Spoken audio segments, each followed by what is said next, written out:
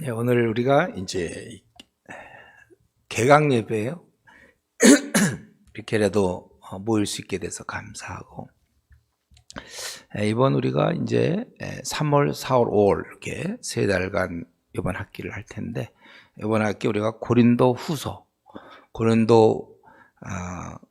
후서를 이번에 공부하고, 그리고 또 우리 우리 호세아 6장부터 남은 거 그거 공부해야 되고, 또 하나 우리 뭐 하기로 했죠? 세 권, 말라기서 하기로 했죠. 말라기서.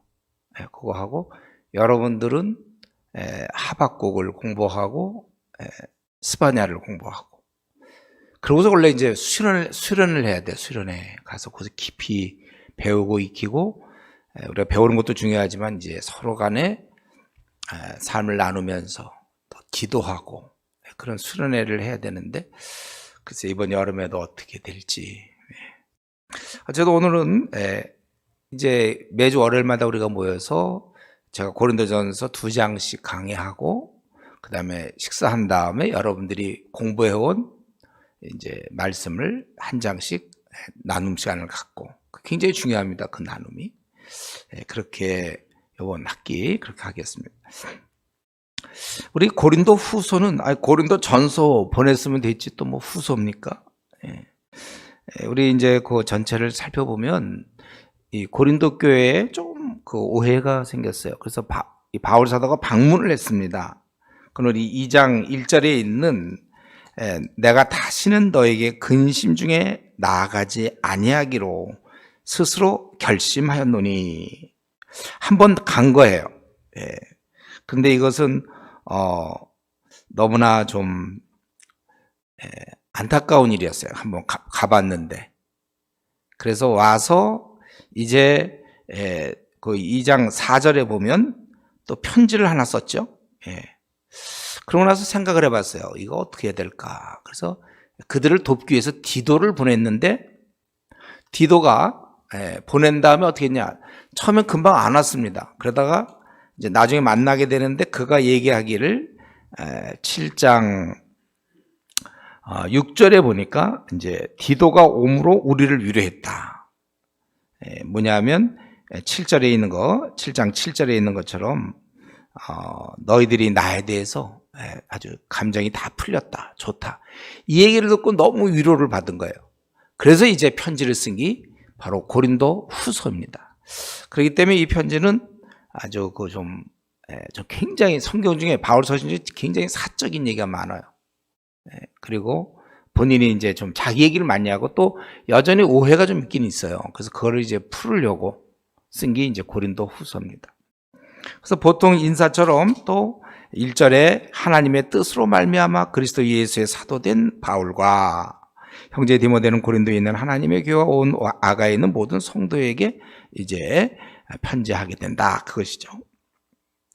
우리는 늘 이 바울 서신의 첫머리를 볼 때 항상 하나님의 뜻으로 그리스도 예수의 사도된 바울이다, 이렇게. 이건 굉장히 이제 안정권에 들어갔다는 얘기죠. 자신의 삶을 하나님의 뜻과 연결시킬 수 있는, 우리가 이제 성도를 돕는다고 그럴 때 바로 이런 거예요. 성도들이 자기가 지금 그렇게 사는 게 하나님이 원하시는 것인가? 그게 해결이 안 된 채 신앙생활 하는 사람들이 참 많아요. 봉사도 하고 그러지만, 아니 우리부터도 마찬가지죠. 우리가 신학교도 왔지만 정말 하나님의 이러한 뜻을 연결시켜서 이러한 확신을 갖고 있는 사람들이 행복한 사람들이에요. 힘이 있죠. 그런 경우 여러분들이 목회를 하더라도 하나님이 나에게 확실히 일을 원하셨다, 그런 확신이 들어야지. 이게 좀 애매해 갖고는 안 돼. 근데 목회자뿐만 아니라 성도들도 마찬가지예요. 그가 지금 직장을 다니면 확실한 하나님 뜻 가운데서 직장을 다닐 것이요, 아니면 그게 아니라면 직장을 그만둘 것이요. 이게 확실해야 된다는 거죠. 이제 소위 말하는 이제 제 길로 들어섰다, 그거죠. 자신이 이제 그런 걸 우리가 알 수 있고, 그러면서 모든 성도에게 하나님 우리 아버지와 주 예수 그리스도로부터 은혜와 평강이 있기를 원한다. 이거는 그냥 뭐 편지 처음 서원이기 때문에 문안 인사이기 때문에 한 것이 아니라 사실은 이 평강이야말로 신라원의 저 여러분이 사는 동안 가장 근본이 되는 거예요. 평강. 지금 이 시간도 여러분 마음속에 그런 평강. 결혼하신 분들은 이제 부부싸움 한번 해보세요. 다 깨지죠. 이걸 깨는 게 이제 염려잖아요. 염려. 그래서 우리는 염려를 아주 다루는 데 있어서는 프로가 돼야 돼. 목회자가 염려하고 있으면 그건 말도 안 되는 거잖아요. 목회자는 평강을 죽을 때까지 유지해야 돼. 그러니까 이 목회자가 된다는 건 상당한 기술을 연마해야 돼. 우리가 태권도 아까 사범 얘기했지만 태권도 사범이 되려면 여러 가지 발차기라든가 이런 많은 기술을 연마해야 되지. 지금 제가 어려워하는 게 그거죠. 우리가 신대원에서 레포트 쓰다가 졸업하면 교수들이 막 내주고 레포트 막 쓰고 그건 뭐 우리 타이핑 실력을 늘리는 건가? 이런 걸 늘려야지. 이런 거. 깊은 처음에 1절에서 있는 것처럼 하나님의 뜻이다. 딱 이래야 가난하고 막 어려운 역경이 찾아오고 성도가 다 떠나도 확신 속에 살 수 있는 것이고 끝까지 밀고 나갈 수 있는 것이고 또한 동시에 이런 평강을 누리고 있어야 성도들에게 염려하지 마시오. 근데 어느 날 성도가 볼 때 목사님 염려하는 것 같아.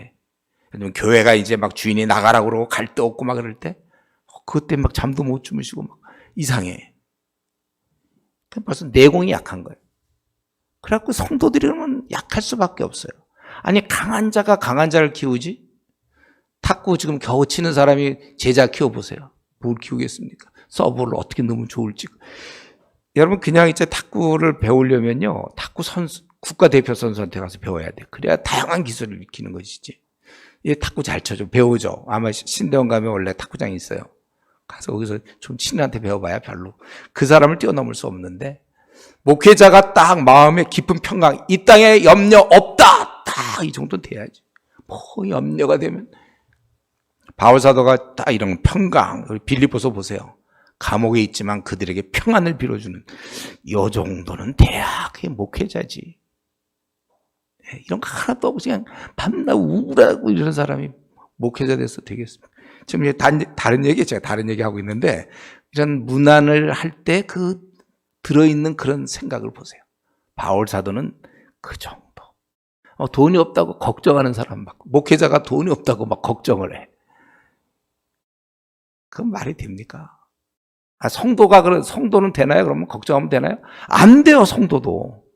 그러니까 강하게 키워야지. 자꾸 성도에게 아이고 한 주간 고생 많았습니다. 위로의 설교를 하고 있으면 어떻게 성도가 크냐고요. 평강이 있기를 원하노라. 이런 말을 딱 할 때, 야, 이거 참 좋다. 저는 이런 거 보면 좋아. 우리가 이제 할 일이 뭐냐? 우리가, 성도들이, 여러분의 성경을, 내가 이제 어느 부서를 맡아서 이 성도들을 어디까지 도와줘야 되는 거예요? 어떻게 돕지? 그럴 때, 성도가 지금 내가 돕고 있는 그 사람들의 평강을 단 한 명이도 누리지 못하는 사람이 없어야 되고 바로 그런 사람이 있어 보일 때 붙잡고 상담을 들어가야 되는 거예요. 목회자 그냥 운영을 하는 사람들이 아니에요. 우리는 그런 걸 해야 돼요. 이들이 평강 있기를 원한다. 그 당시에 뭐 초대교회 힘들었고 또 뭐 국민소득도 그 당시 굉장히 낮을 거 아니에요. 그런데 살기도 어려웠을지도 모르지만 이제 평강. 자, 그러면서 3절에서 이제 바울 사도는 이제 자기는 너희 고린도 교회에 대해서 내가 소망을 갖고 있다. 좋은 소식을 들었잖아요, 디도로부터. 그러면서 찬송하리로다. 이제 찬양부터 시작되죠. 원래 이거는 성도들이 원래 해야 될 아주 기본적인 거죠. 찬양. 사실은 우리는 많은 어려움 속에 둘러싸여 있어요. 힘든 생입니다. 여기에 코로나까지 겹쳐서 더 힘들어요. 그러나 우리는 찬양. 하나님이 계시기 때문에 찬양을 못할 이유가 하나도 없어요. 앞으로 코로나보다 한 5배 정도 어려운 게 찾아오고 재정적인 문제가 심하며 혹시 결혼 문제, 뭐 여러 가지 자녀 문제, 그래도 우리는 하나님이 계시는 한 찬양이 가능합니다. 여기 참 좋은 것 같아요. 우리는 찬양할 수 있어요. 우리 어떠한 상황, 상황은 아주 꽝이라도 우리는 찬양할 수 있다는 것이죠. 그래서 왜 그렇게 합니까? 3절에 찬송에다 그는 우리 주 예수 그리스도의 하나님이시요 자비의 아버지시요 모든 위로의 하나님이시며 위로의 하나님이시다 이거예요. 우리 모든 환난 중에서 우리를 위로하사 우리로 하여금 하나님께 받는 위로서 모든 환난 중에 있는 자를 능히 위로하게 하십니다. 하나님이 우리 인간을 위로하는 방법이 여기 보니까 두 가지죠. 우리를 위로하실 때가 있고 위로받은 사람이 또 다른 사람을 위로할 수 있도록. 그래서 우리는 하나님으로부터 위로받기도 하고 아니면 다른 위로받은 사람으로부터 또 위로를 받을 수도 있어요. 그러니까 사람이 중요해요. 여기 보니까 우리 4절에 자기 위로하셔서 또 우리로 하여금 다른 사람을 능히 위로케 하시는 분이시다. 그래서 우리가 알아야 될 것은 우리 하나님은 환난을 없애는 방법으로 우리에게 평안을 주시는 것이 아니라 위로를 주시는 거예요. 환난을 우리가 이길 수 있도록 위로를 주세요.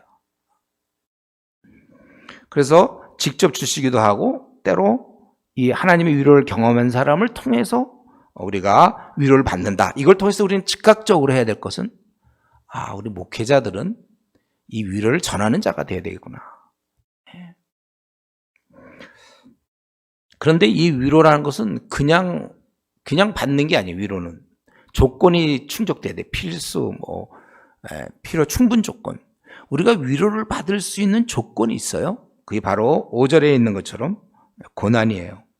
고난 받을 때 그때 위로도 넘친다고 그랬어요. 그러니까 우리가 알아야 될 것은 고난만 달랑 하나님이 우리에게 주시는 것이 아니라 항상 위로도 함께 허락하신다는 거예요. 다만 우리가 이제 헷갈리는 부분은 왜 하나님이 하필 왜 이런 고난을 이런 말들을 하는 거 있잖아요. 하나님 계시는가? 초신자, 어린 자들이 이제 교회에서 오면 그런 얘기 하는 사람이 있어요. 왜 하필 나에게 이 고난을 주셨습니까? 근데 그런 사람들이 없고 하나님 왜 하필 나에게 이런 축복을 주셨습니까는 얘기한 적이 별로 없어요. 그런데 그게 왜 그런 얘기를 하냐? 왜 하필 나에게 이런 고난을 주셨습니까? 그 다음에 이제 위로가 오는데 이게 시간차로 오거든요. 고난 다음에 위로예요. 순서 바뀌지 않습니다. 이거는. 그러니까 사람들이 고난을 받으면서는 그것만 보지. 그 다음에 위로가 있어요. 그럴 바엔 목사님, 그거 애당초 그러면 그냥 고난 주신 다음에 위로 주시고, 고난 주시고 위로. 그래서 평안을 주신다. 그럼 애당초 좀 고난을 안 주시면 안 됩니까? 그거. 고난을 그냥, 위로 필요 없으니까 고난도 주지 마세요. 근데 그렇게 하면 안 돼요. 왜냐하면 우리가 대먹길 그렇게 대먹어서 그래. 우리는 고난 없을 때 타락해요. 사람이 그렇게 돼 있어요. 그리고 이 고난이라는 건 그거 안 주면 우리는 온전 성화가 될 수가 없거든요. 우리가 얼마나 부족한지를 모르기 때문에 그래요. 찌꺼기를 버려야 순금이 되는 것처럼 여러분 이 자리에 이렇게 앉아 있는 거 생각해 보세요. 여러분도 나름대로 그런 고난을 많이 겪고 힘들고 이런 게 있었으니까 그래도 이 정도 됐죠. 그러니까 고난을 애당초 안 주시면 안 됩니까? 그거는 이제 타락 전의 인간들. 그냥 놔둬도 돼. 그러나 이제 우리는 죄 가운데 살기 때문에 이미 많은 오염된 게 있어요. 이걸 갖다가 이제 수술하는 게 고난이에요. 그리고 만약에 고난이 이 땅에 없으면 그럼 이제 낙원이지 뭐예요. 그럼 우리 신낙원인지를 모를 거예요. 그러니까 주님을 만날 그 기대도 안 해. 천국에 대한 소망도 없어. 좀 힘들어야. 그리고 우리가 주님만 의지하게 되잖아요. 고난 받을 때 우리가 주님을 의지하잖아요. 그리고 기도가 늘어나고 이렇게 좋은 거예요. 고난은.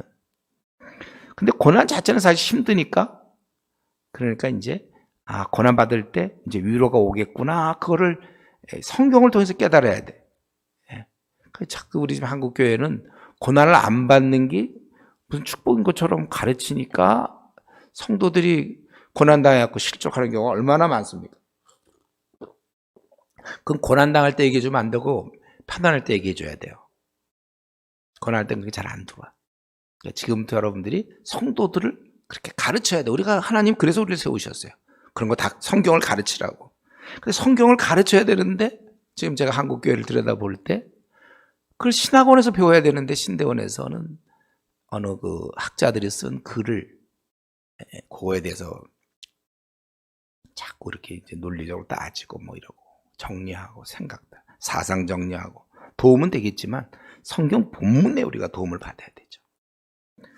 그래서 바울 사도는 이제 우리가 고난을 받아서 위로를 받지 않았느냐? 이걸 가지고 너희를 도울 수 있다. 그렇기 때문에 이런 결론을 얘기할 수 있다는 거예요. 6절 7절에 우리가 환난 당하는 것도 너희의 위로와 고난을 받게, 자신이 이렇게 환난을 받음으로 그들이 구원을 얻게 되었잖아요. 위로도 얻게 되고 구원도 받게 됐고, 또 우리가 위로를 받는 것은 너희를 위로하려고 하는 것이다. 그러니까 뭐 살아도 고린도 교인, 죽어도 고린도 교인, 아니면 뭐 항상 그들만 생각하고 있는 거죠. 그래서 이 위로를 받는 것도 너희가 위로를 받게 하려는 것이니 이 위로가 너희 속에 역사요 우리가 받는 것 같은 고난을 너희도 견디게 하느니라. 예. 참 이런 자세, 자기는 위로를 받는 이유가 자기 편하라고 하는 게 아니라 결국 너희 어린 자들을 위해서 미리 내가 경험함으로 얘기해 주는 것이다. 그렇기 때문에 7절, 이건 굉장히 귀한 아주 시각이죠. 통찰력이에요. 너희를 위한 우리의 소망이 견고함은 너희가 고난에 참여하는 자 된 것 같이 위로에도 그러할 줄 아니라. 바울 사도는 이 사랑하는 고린도 교인들이 고난 가운데 있는 걸 본단 말이에요. 그래도 자기는 소망이 아주 견고해. 괜찮아. 고린도 교인이 지금 막 고난 중에서도 자기는 괜찮아. 왜냐하면 위로가 있을 걸 확신하기 때문에. 그래서 우리가 이거는요, 우리가 이제 교회에서 성도를 볼 때 어떻게 지질이 일도 안 풀리고 참 엎치는데 덮친 격으로 힘든 성도를 바라볼 때 아유 어떡하나고를 이제 생각하는 건 좋지만 그렇다고 해서 절망을 갖는 건 안 돼요. 우리는 그런 중에도 소망이 있어야 돼. 하나님이 그를 절망 가운데만, 고난 가운데만 남겨놓지 않기 때문에, 왜 위로가 올 거라고 믿기 때문에 이런 믿음을 가져야 돼요.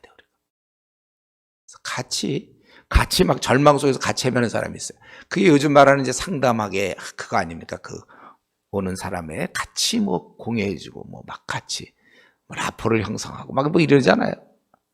밤낮 그런 것만 하고 있으면 어떻게 해야 돼요? 비록 우리는 그의 처지가 현재 힘드니까 마음 아파하는 건 당연해요. 그러나 우리가 뭐 슬퍼하거나 큰일 났다든가 뭐 마치 땅이 꺼지는 듯한 그런 식의 자세는 목회자한테는 안 된다 이거예요, 여러분들. 그런 절망 중에서 바라보면서 뭐 그래 봤자 뭐 위로가 있을 거고 그런 소망을 딱 가지고 그래야지 같이 하면 더 깊이 들어가요. 그게 그를 뭐 위로해 주는 것 같지만요, 오히려 진짜 그를 힘을 주는 거는 우리가 괜찮다고 얘기해 줘야죠. 나 이러면 나 안 하고 그래 어떡하면 좋겠냐, 야 뭐 우리 할게 뭐 막 이렇게 이제 우리는 좀 하늘나라에 주님이 계시는데 기도가 있는데 뭐가 문제죠? 저는 이제 가끔씩 그런 얘기 하는데 이 땅에서 우리가 뭐 걱정할 일이 이 땅에 진짜 있나? 이 땅에서 우리가 걱정할 수 있는 것도 그것도 능력이에요. 우리가 왜 어떻게 걱정이 되죠? 이 땅에서 하나님이 함께 하시는. 저는 교회 개척할 때도 뭐 상황은 뭐 아무것도 없었죠. 그냥 없어. 아무 돈도 없고 아무것도 없어. 성도도 없고 그냥 아무 조건도 없어도 그래도 뭐 괜찮았어요. 네. 지금 우리 이제 이런 코로나 상황 속에서 우리 아나톨리에 이런 어려움이 있지만 뭐 이제 또 하나님이 또 우리를 위로하실 것이고 우리 그냥 종신은 신대원에서 막 들어가서 막 모임을 할 것이고 많은 전도사님들에게 성경 공부를 시킬 것이고 소망이 있죠. 어쨌든 여러분, 우리 좀 오늘 이 말씀 통해서 하나님은 위로의 하나님이시구나. 하나님이 위로의 하나님이라는 거예요. 그래서 우리도 고난받았지만 난 위로를 얻었다 이거예요. 예. 그리고 이건 다 너희들을 위한 것이다. 예. 참 우리는 이런 걸 통해서 직접 나오는 오늘 본문의 핵심은 아니지만 바울 사도의 그런 목회관, 그는 뭐든지 다 어떻게든지 성도를 생각하고 있구나. 예. 그리고 이런 고난 얘기를 해줌으로써 사실은 앞으로 실족 가능 이런 고난이 있는 얘기를 잘 안 하기 때문에 성도들이 고난받으면 내가 뭐 죄를 졌나 이런 생각하거나 실족할 수 있거든요. 하나님이 계시면 왜 이럴까? 하필 나에게 왜 이 고난이? 여러분 많이 성도 입에서 이런 얘기, 하필 왜 나에게 이 고난이? 이 말 나왔으면 목회 실패해. 그거는요.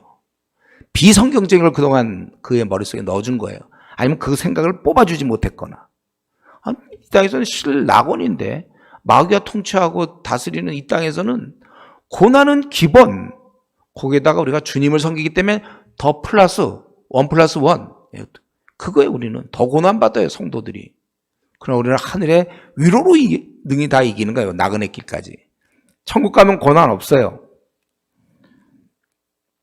그러니까 이 고난이라는 것은 우리가 주님을 따르는데 그냥 과정 정도로 생각해야지 자꾸 뭐 신앙과 연결시킨다든가 그러지 마세요. 수영하려면 물속에 뛰어들어야죠. 뭐 그걸 어떻게 물이 묻어 이러면 안 되죠. 그냥 당연한 거예요. 우리가 주님을 닮아가는 길에는 그리스도의 남은 고난, 우리 그 말씀.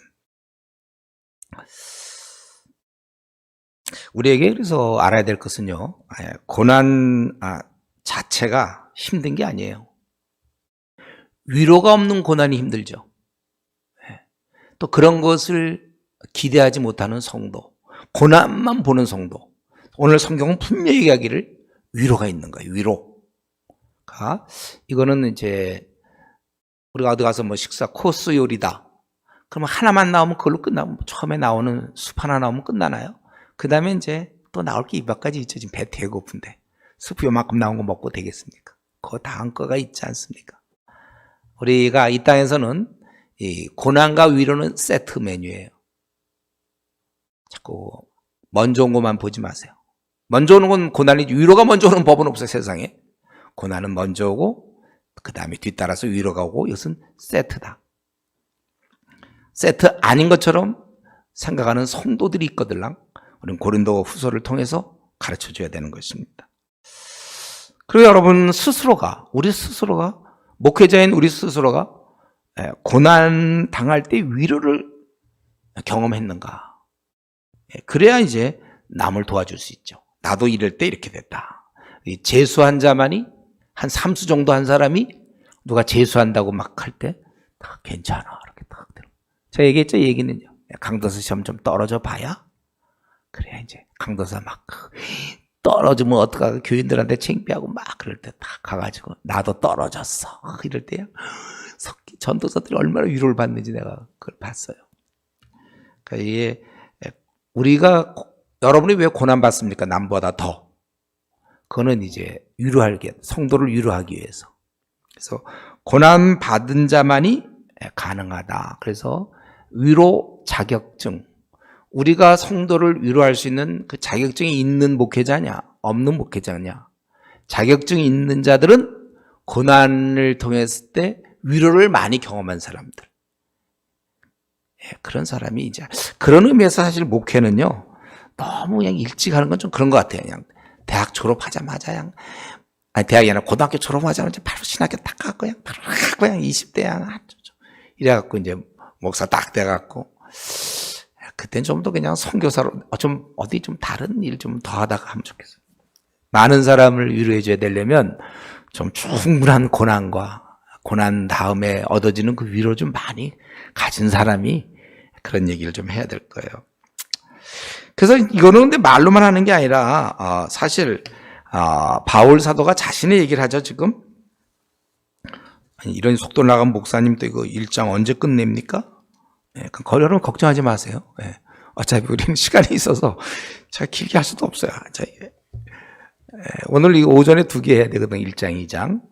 그 다음에 이제 우리 식사하고 그 다음에 하박국 우리 이제 공부할 텐데 지금 바울 사도가 실제로 경험하는 것, 거기에 자기가 이제 어떻게 그 고난을 당했는지 그런 걸 이제 얘기하는 거예요. 실제로. 그래서 11절까지 이제 어려움을 얘기하는데 어느 정도냐면 힘에 겹도록 아주 심한 고생 속에서 살 소망이 없었다. 8절에 그러잖아요. 살 소망. 자신은 9절에 얘기하기를 사형 선고. 이 정도면 죽었구나. 이렇게. 근데 거기서 깨달은 게 있어요. 이것은 다시 살리시는 하나님만 의지하게 하려 하십니다. 하나님에 대해서 굉장히 친밀해요. 자기는 지금 살 소망이 끊어졌으면 보통은 어때죠? 사람들이 원망, 하나님 왜 이런 고난을, 혹은 뭐 이런 거 했을 때 뭐 자기에 대한 자기 연민에 빠지고, 남들은 다 이것도 내고 저것도 나만 왜 혼자 이러고 있느냐, 뭐 우리 집안은 어쩌고, 뭐 결혼 문제라든가, 이제 성도들 대부분 그래요. 직장에서 왜 나는 직장을 먹고, 집이 뭐 이렇게 가난하고, 뭐 자녀들은 또 뭐, 대부분이 이제 그런 거죠. 자기는 살 소망이 끊어졌어요. 거의 살 의욕도 없어. 막 살 소망이 끊어졌어요. 사형 선고. 근데 알았던 것은 바로 이것은 오직, 그러면 다른 거 바라볼 거 없이 하나님만 의지하라는 거예요. 예. 그러니까 하나님, 이 고난이나 힘든 것은 하나님께서 우리 보고 죽으라, 너 힘 다 빠져서 비관하고 죽으라라는 것이 아니라, 그게 하나님의 의도가 아니라 오히려 나를 의지하라는 사인이다. 그래서 여러분, 우리 지금 현재 고난당하는 사람도 있으면 나름대로 참 이것 때문에 잠이 안 오고 힘들어. 어떤 건지. 어떤 사람은 뭐 결혼, 혹은 어떤 사람은 자기 앞날, 혹은 뭐 자녀, 배우자, 아니면 이제 교회 식재 목회하면 또 성도가 너무, 장로님이 막 너무 힘들게, 아니면 뭐 하여튼 여러 가지, 재정, 뭐. 여러분, 우리가 이런 걸 갖고 있습니까? 그럼 오늘 본문에 있는 것처럼 그거는 하나님만 의지하라는 거예요. 기도를 더 많이 하세요. 더 많은 시간을 가지세요. 기도하시고. 그래서 다시 살리시는 하나님만 의지하게 하시리라. 그가 이같이 큰 사망에서 우리를 건지셨고 또 건지실 것이며 이후에도 건지시기를 그에게 바라노라. 건져달라고 기도하면서 너희도 우리를 위하여 간구함으로 도우라.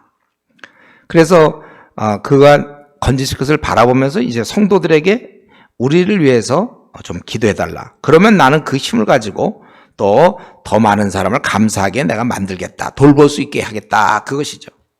그래서 우리는 이 시간에 하나 확실하게, 월요일 날 아침에 좀 졸릴 수도 있나요?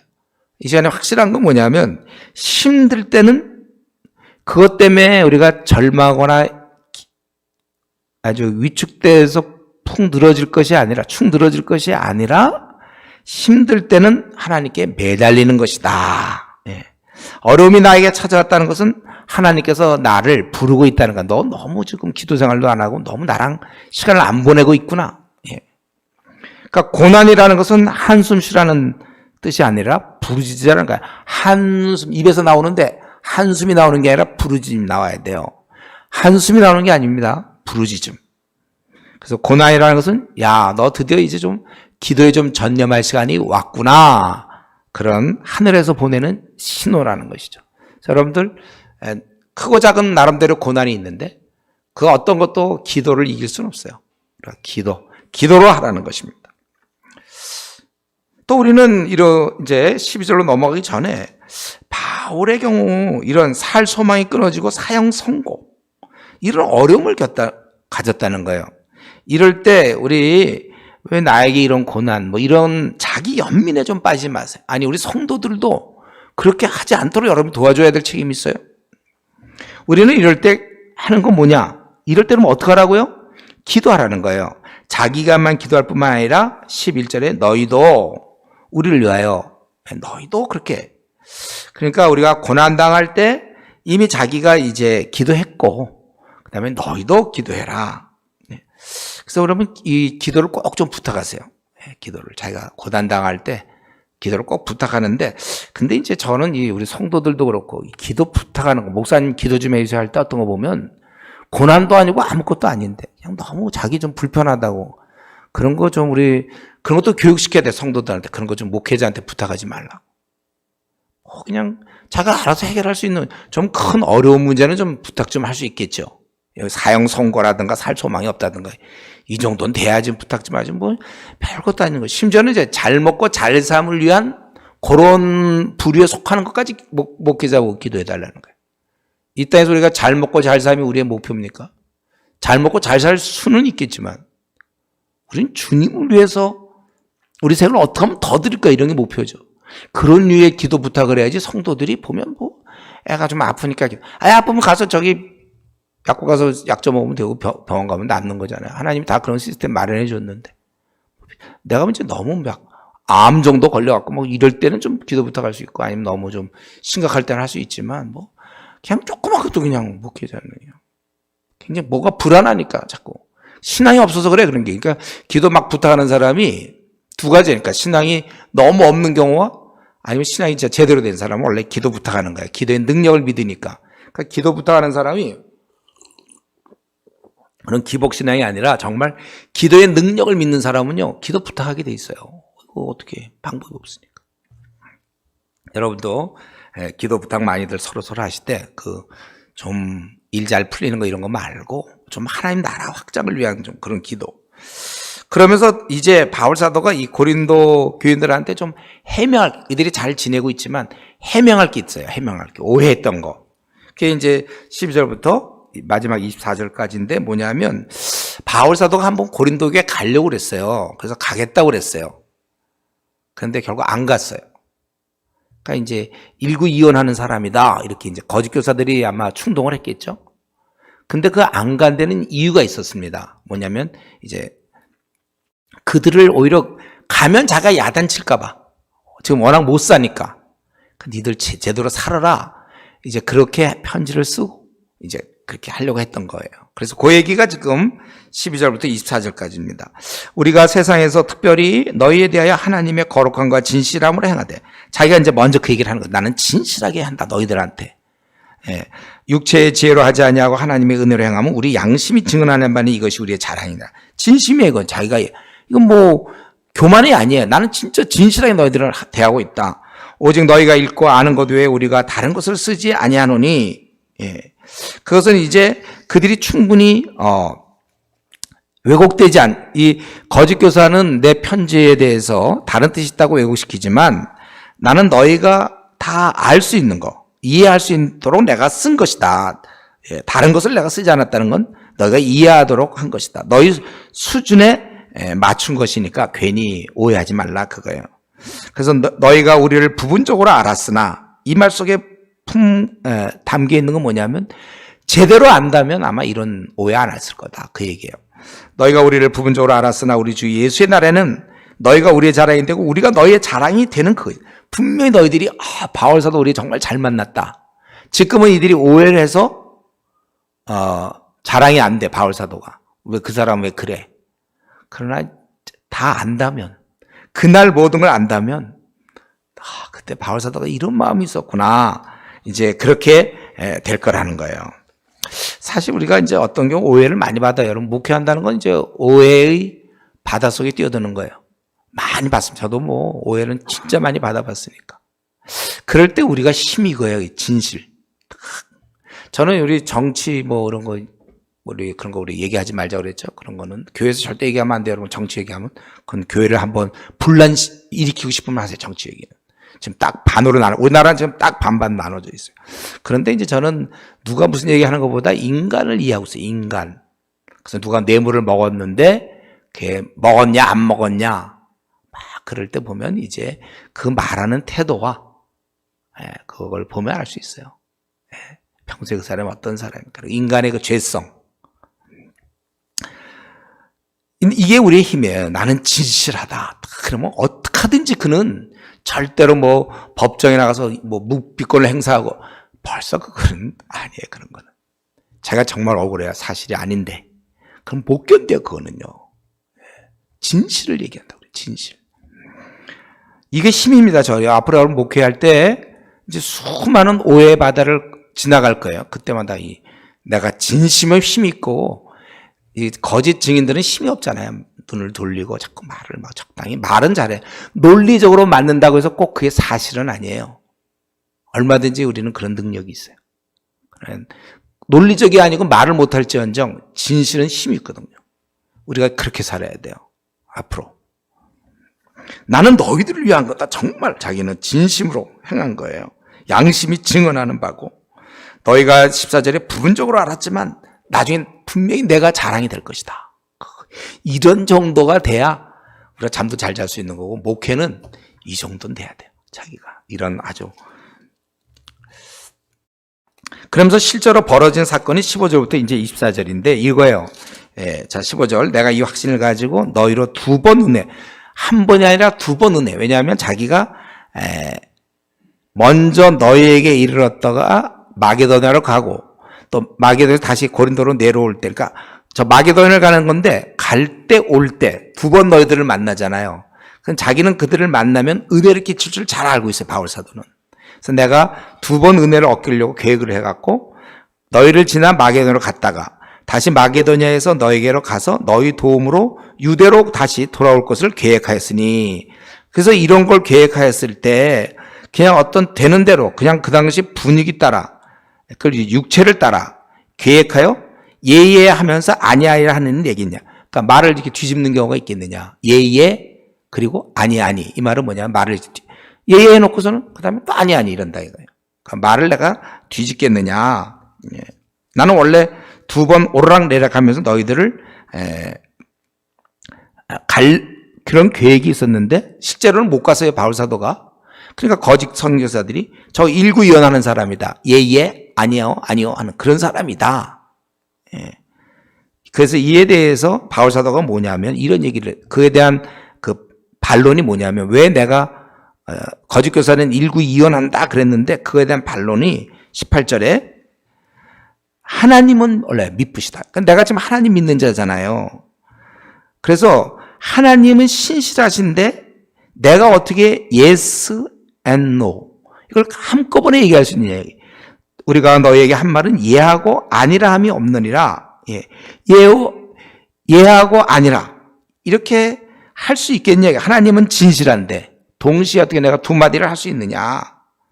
왜냐하면 우리 19절에 원래 그 왜냐하면이란 말이 있어요. 그래서 언어에는 보면 왜냐하면 나는 예수님을 따르고 있거든요. 예수님을. 근데 예수님은 예하고 아니라 yes and no 이게 한꺼번에 있지 아니하고 오직 예만, 아주 진실함만 되는 거예요. 모든 것에 대해서 진실한 표현, 항상 정직하고 오직 예라는 건 아멘, 항상 그렇다 이거 예수님은. 그래서 하나님의 약속은 얼마든지 그리스도 안에서 예가 되나니 그런즉. 그러니까 우리가 모든 것들이 다 우리가 하나님 앞에서 우리가 순종하면서 바르게, 상황이 아무리 안 좋아도 우리는 항상 순종, 예하면서 갈 사람들이라 이거예요. 그걸 둘러대거나 이렇게 일구연하지 않는다는 겁니다. 그래서 이런 하나님이 사실은 그리스도 안에서 우리를 굳건하게 하시고 우리를 기름 부으시지 않았냐 이거 21절에. 이런 하나님 또 예수님 이런 분이 우리를 불러셔서 우리를 굳건하게 하시고 기름 부으셨고 또 인치시고 보증 우리 마음에 성령을 주셨다는 거예요. 그런데 내가 어떻게 마음을 변덕스럽게 갖겠느냐 그거예요. 그러면 애당초 왔으면 될 거 아니에요. 그러면 말한 대로. 그 이유가 왜 내가 안 했냐면 실은 너희들을 아끼려 함이라. 23절. 내가 내 목숨을 걸고 하나님을 불러 증언하시게 하노니 내가 다시 고린도에 가지 아니한 것은 너희를 아끼려 함이 아니라 너희를 아끼려 함. 왜냐하면 이들이 준비가 안 돼 있다는 거예요. 우리가 너희 믿음을 주관하려는 것이 아니요 오직 너희 기쁨을 돕는 자가 되려 함이니 이는 너희가 믿음에 섰습니다. 2장 1절. 내가 다시는 너희에게 근심 중에 나아가지 아니하기로 스스로 결심한다. 이렇게 자기가 가서 보면 야단칠 수밖에 없어. 그들이 잘못 현재하고 있으니까. 그렇기 때문에 자기는 24절에 나는 너희 믿음을 주관하기라 너희 기쁨을 돕는 자. 그들이 그래서 경건한 자가 되기를 바라는 거예요. 그래서 나는 그들의 기쁨을 나도 함께 누리는 그런 사람이. 그렇기 때문에 지금 우리 1장의 내용을 여러분 알겠죠? 바울 사도가 이 고린도 교회에 가지 않았어요. 거짓 선지자들은 일구이연한다고 그랬지만 알고 보니 바울 사도는 그들이 지금 못 살고 있기 때문에 가면 야단을 쳐. 근심 중에 가기를 원치 않아요. 그래서 이번에 참은 거예요. 이번 방문을. 그러면서 자기가 그 이유를 얘기할 때 하나님은 진실하시기 때문에 yes and no를 동시에 얘기하는 법이 없다. 그래서 우리는 언제든지 주 안에서 진실함만, yes만 우리는 순종하며 따르는 진실한 사람들이다. 그 얘기를 한 것이죠.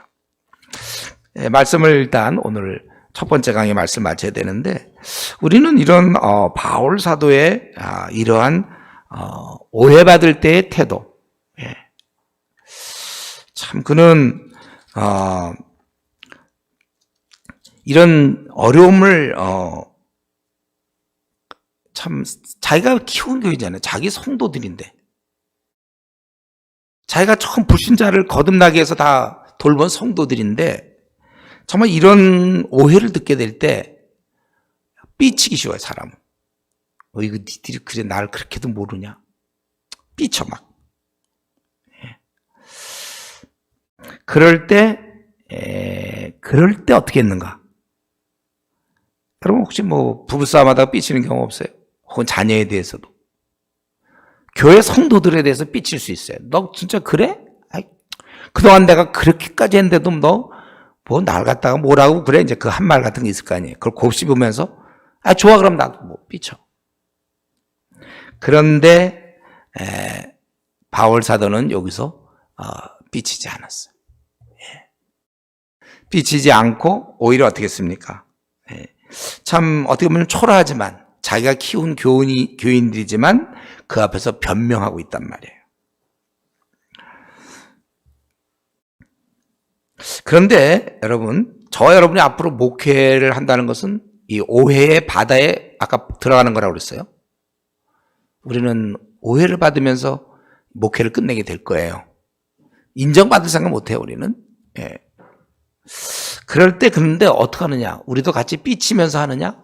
그래서 우리 목회자들에게는요, 이 중심에 가만히 보면 이 아주 그 울분들이 많아요. 목회자들이. 목회 오래 한 사람들이. 그게 이제 제일 잘 나타나는 말이 제가 한번 이전에 말씀드렸을 거예요.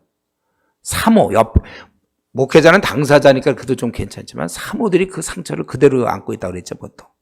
그래서 하는 말이 뭐냐면, 내 아들만큼은 목회시키지 않겠다. 이 말 속에 이제 모든 게 다 녹아들어 있는 거예요.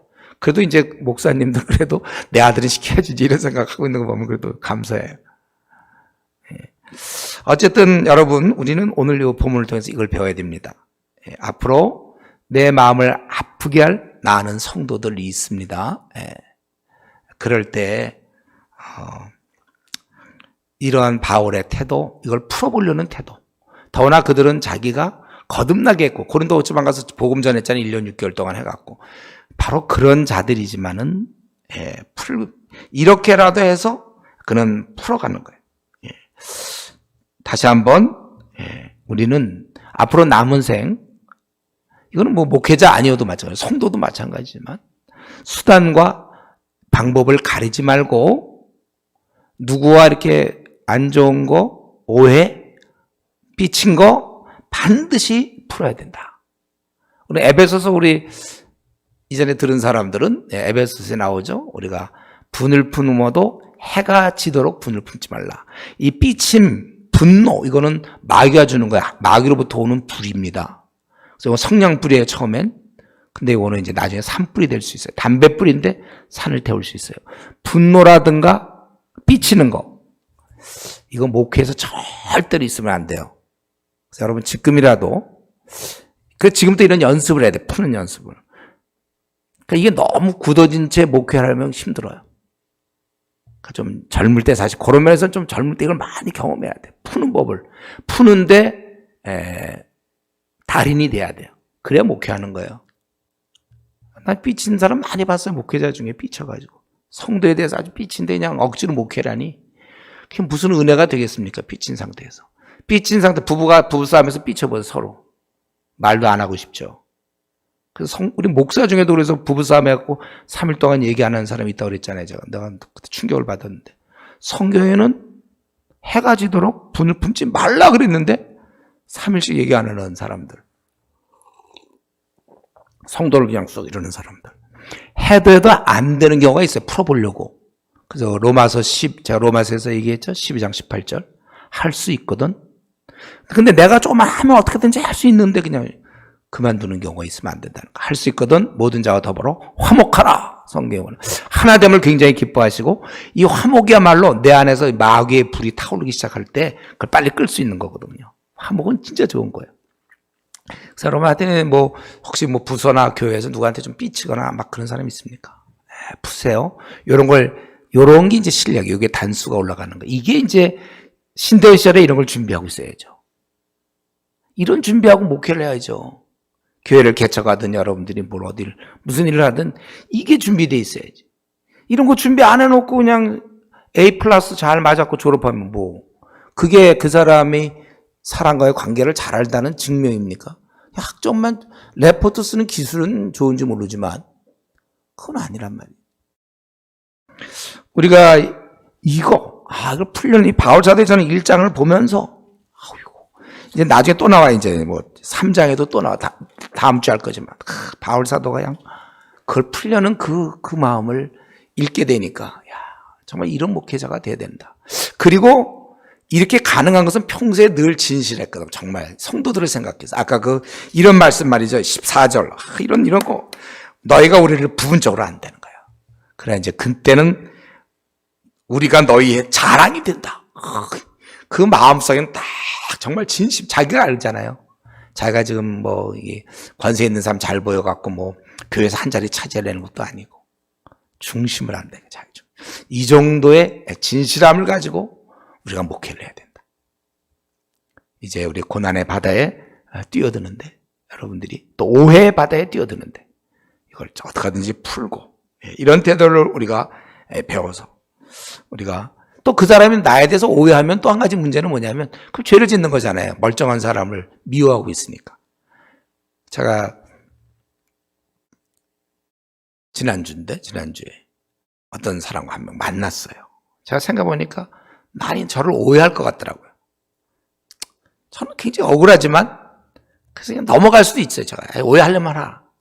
괜찮아요. 나 그러지도 않았으니까. 그러나 그 사람이 죄를 짓게 되잖아요. 내가 만나서 이제 얘기도 하고 그렇게 했는데 여러분 우리가 목회를 한다는 것은 이제 이런 거예요.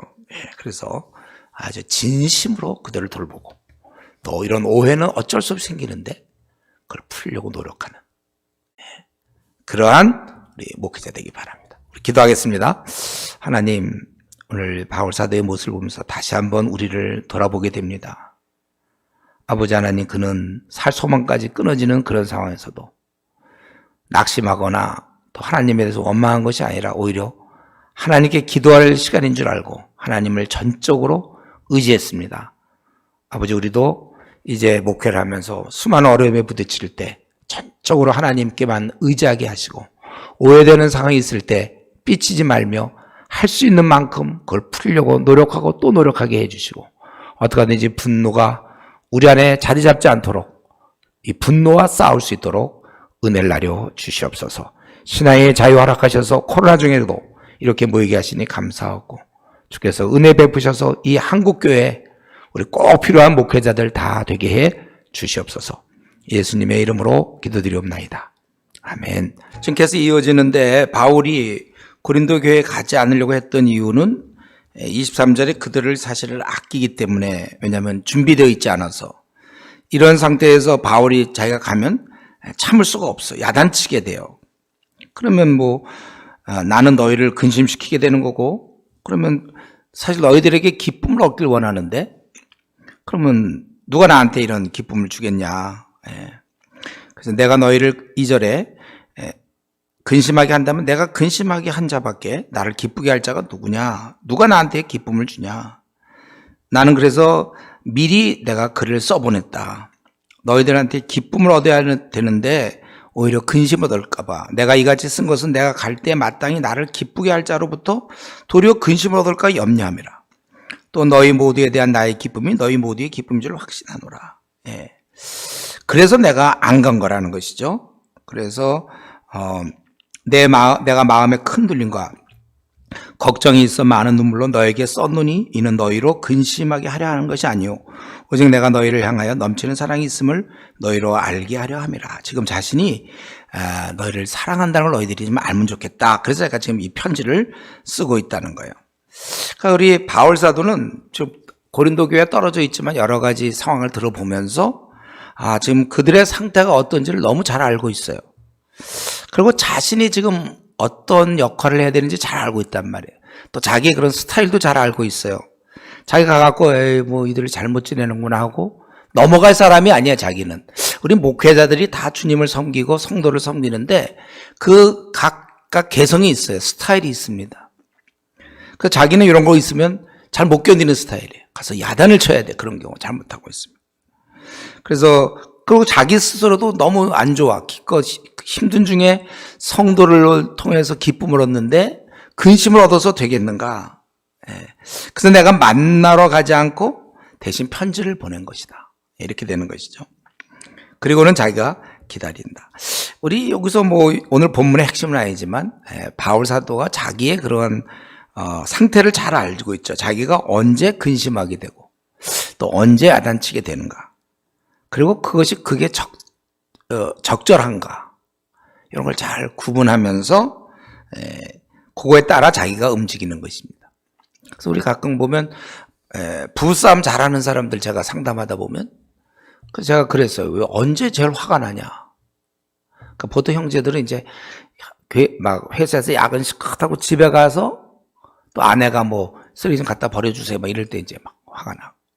그리고 지치니까 뭐 얘기하기도 싫고 좀 친절하게 얘기해야 되는데 무뚝뚝하고.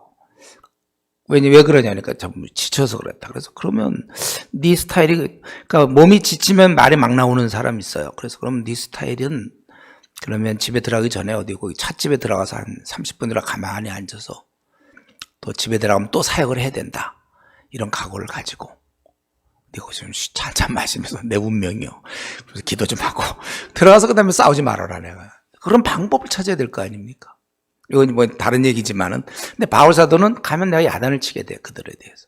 어떤 사람은 뭐 그러려니 뭐 사람은 다 약하니까 뭐 그럴 수도 있지 뭐 이렇게 넘어가는 사람이 있어요 목회자 중에는. 근데 바울 사도는 그걸 못 견뎌요. 그런 거를 잘못된 거 이런 걸 막 야단을 쳐야 돼. 내가 너희들을 그럼 서로 근심하게 되고 안 좋으니까 내가 그래서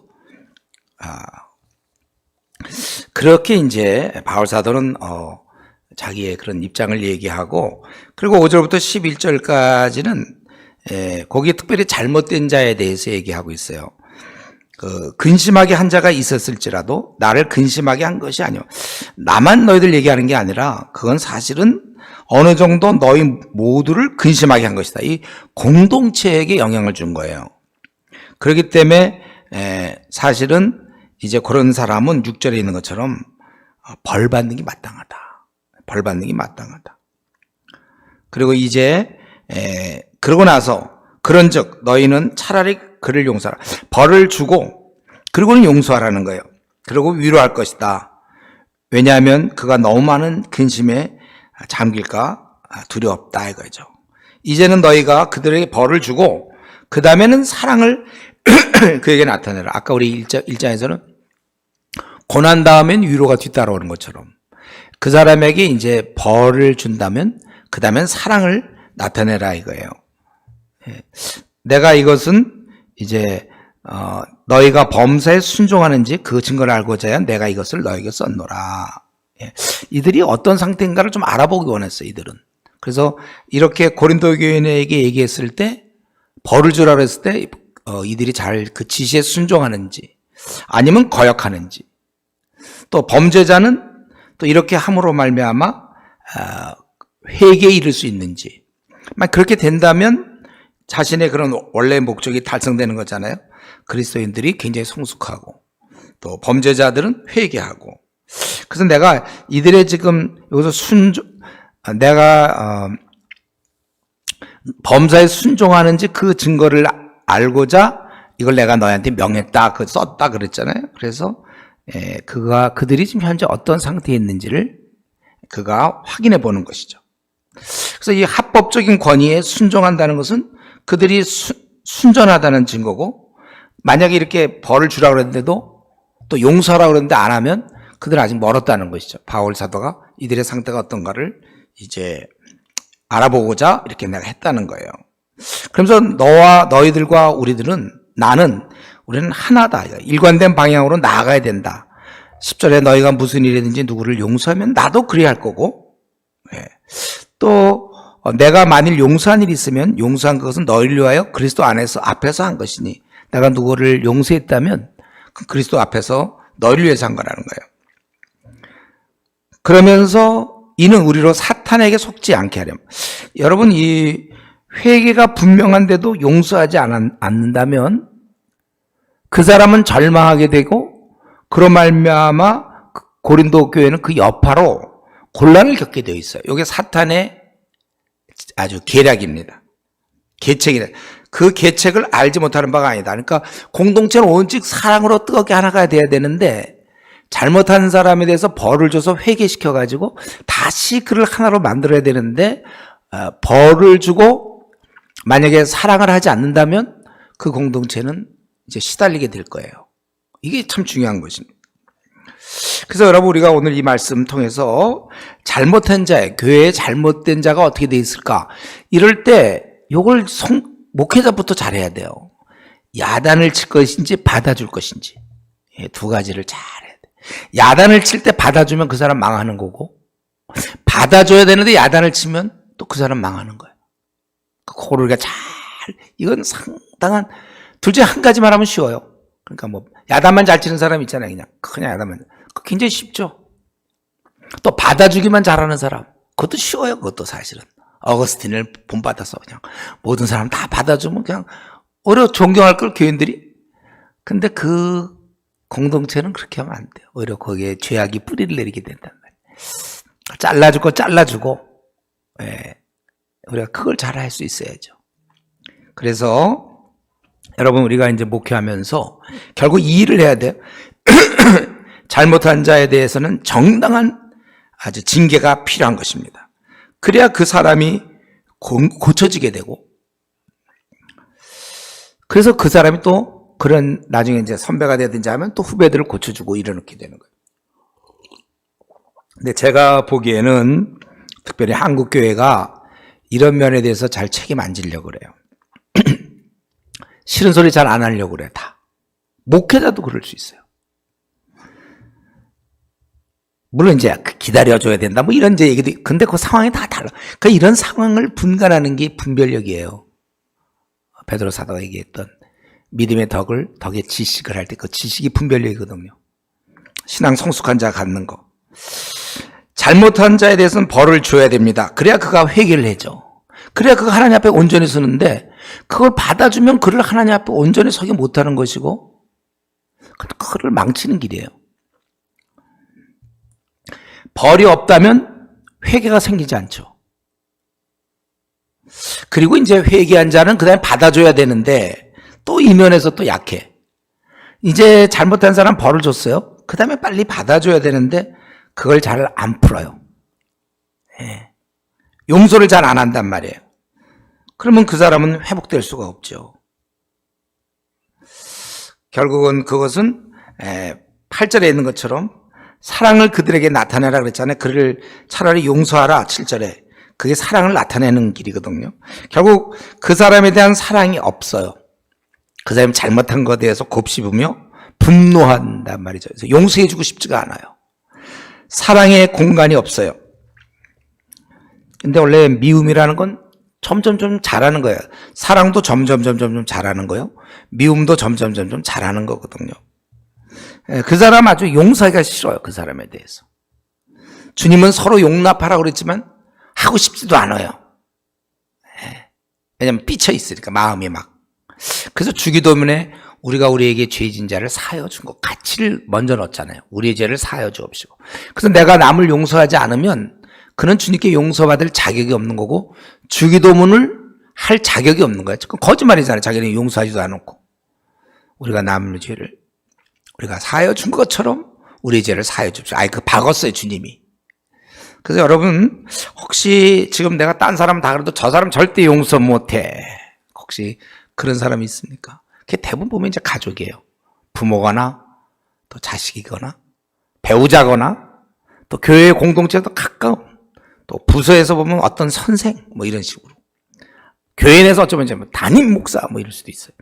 하여튼에 여러분, 이걸 잘해야 돼. 신대원 3년에 이런 걸 이제 터득해야 되는데, 어떻게 우리가 레포트 잘 써갖고, 제가 그러니까 이게 늘 아까도 얘기했지만 이게 늘 안타까워요. 이런 걸 다 터득하고 나가야 되는 거예요. 다른 사람 용서를 또 잘하는, 내 마음은 걔 때문에 너무 상했는데 그 잘못했다고 그러든가 뭐 했을 때 바로 용서하고, 또 그가 잘못했다고 얘기할 기회를 줘야 되는데 그것조차도 안 줘. 쌀쌀맞게 굴어가지고.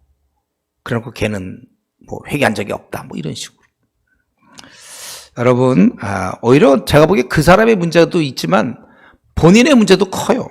그 사람이 회개할 것이 아니라 분노를 풀지 않으려는 자기가 먼저 회개해야 될지도 몰라요. 우리는 이런 걸 잘해야 돼요. 그러니까 잘못된 자에 대해서 징계할 수 있어야 되고, 이것도 보통 마음으로 못해요. 이거. 또 회개한 자에 대해서 내 감정은 용서하고 싶지 않지만 용서할 수 있는 마음. 이거를.